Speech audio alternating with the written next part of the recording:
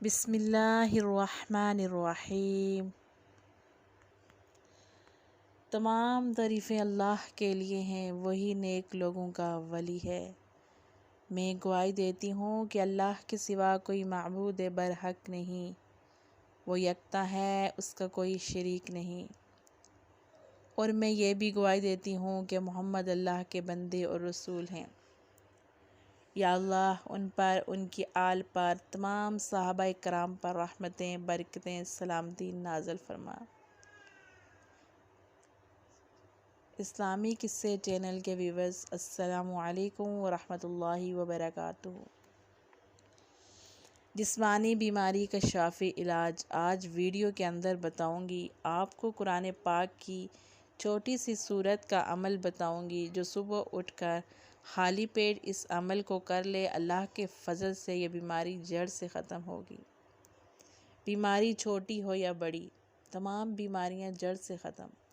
ناظرین محترم، انسان پر جب بھی کوئی بیماری آتی ہے، اللہ پاک ہی کی طرف سے آتی ہے، اور اللہ پاک ہی اس سے انسان کو شفا عطا فرماتا ہے۔ بعض اوقات شفا کسی سبب کے ذریعے حاصل ہوتی ہے، اور بعض اوقات بے سبب ہی انسان ٹھیک ہو جاتا ہے۔ لیکن یہ بات یاد رکھنی ہے کہ شفا تو اللہ تعالیٰ ہی دیتا ہے۔ اللہ کے علاوہ کون ہے جو شفا دے سکے؟ اور اس چیز کو اللہ پاک نے قرآن کے اندر بھی بیان فرمایا ہے۔ انسان کے لیے ضروری ہے کہ اپنی بیماری کے لیے اللہ تعالیٰ سے شفا مانگے۔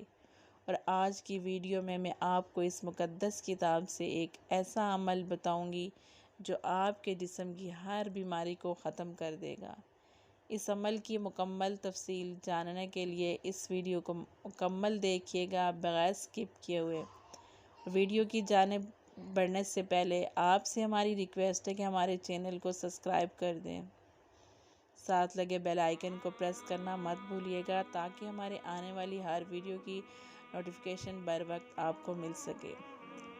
میں آپ کو آج کا روحانی عمل بھی بتاتی ہوں، لیکن اس سے پہلے موسیٰ علیہ السلام کا آپ کو وہ قصہ سناتی ہوں جو اللہ تعالیٰ سے شفا طلب کرنے کا ہے۔ روایات میں آتا ہے کہ موسیٰ علیہ السلام اللہ تعالیٰ سے کلام کے لیے کوہ طور پر تشریف لے گئے۔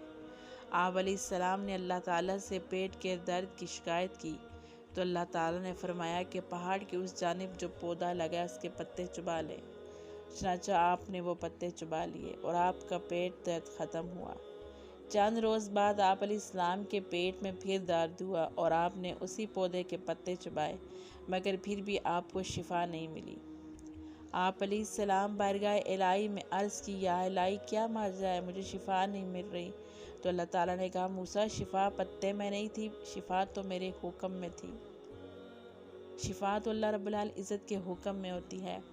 کسی انسان کو ڈاکٹر کی دواؤں سے شفا ملتی ہے، کسی کو حکیم کی دواؤں سے شفا ملتی ہے، تو شفا دواؤں میں نہیں، شفا اللہ رب العزت کے حکم میں ہوتی ہے۔ بعض اوقات انسان دعائیں کھا کھا کر تھک جاتے ہیں، لیکن اللہ کا حکم نہیں تو کوئی شفا نہیں ملتی۔ اور بعض اوقات معمولی سی دوائی پیناڈول کے طور بھی لی جائے تو اللہ رب العزت اس میں بھی شفا عطا فرماتے ہیں۔ تو شفا اللہ کے حکم سے ملتی ہے۔ تو چلتے ہیں اپنے وظیفے کی جانب۔ تو پیارے بہن بھائیوں، یہ وظیفہ قرآن مجید کی چھوٹی سی سورت سورہ کوثر کا ہے۔ بہت ہی مجرب عمل ہے، خود بھی کر سکتے ہیں اور دوسرا شخص بھی مریض کے لیے یہ عمل کر سکتا ہے۔ کرنا کیا ہے؟ صبح کی نماز کے لیے جب اٹھیں تو یہ عمل اس وقت کرنا ہے۔ یہ طریقہ بہت ہی آسان ہے۔ نماز کے لیے اٹھیں تو وضو کر لیں، نماز سے پہلے اس عمل کو کریں۔ سورۃ کوثر کو پڑھنا ہے اور سورہ کوثر کو 9 مرتبہ پڑھنا ہے، اور ہر مرتبہ بسم اللہ شریف کے ساتھ پڑھنا ہے، اور اس کے بعد یا اللہ یا رحمان 9 مرتبہ، پھر سورہ کوثر 9 مرتبہ، پھر یا اللہ یا رحمان 9 مرتبہ، پھر سورہ کوثر 9 مرتبہ، یا اللہ یا رحمان 9 مرتبہ۔ اس طرح سورۃ کوثر کی تلاوت 27 مرتبہ ہو جائے گی۔ اس طرح اللہ کے نام کا ورد بھی 27 مرتبہ ہو جائے گا۔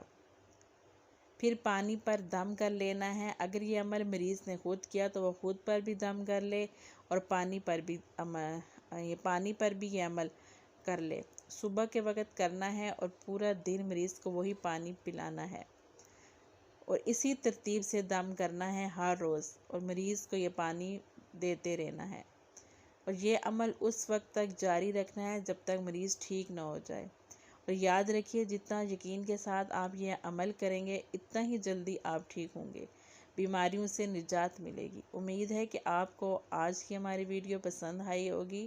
پسند آنے کی صورت میں ہمارے چینل کو سبسکرائب کیجیے گا، ہماری ویڈیو کو لائک اور شیئر کرنا مت بھولیے گا۔ اللہ حافظ۔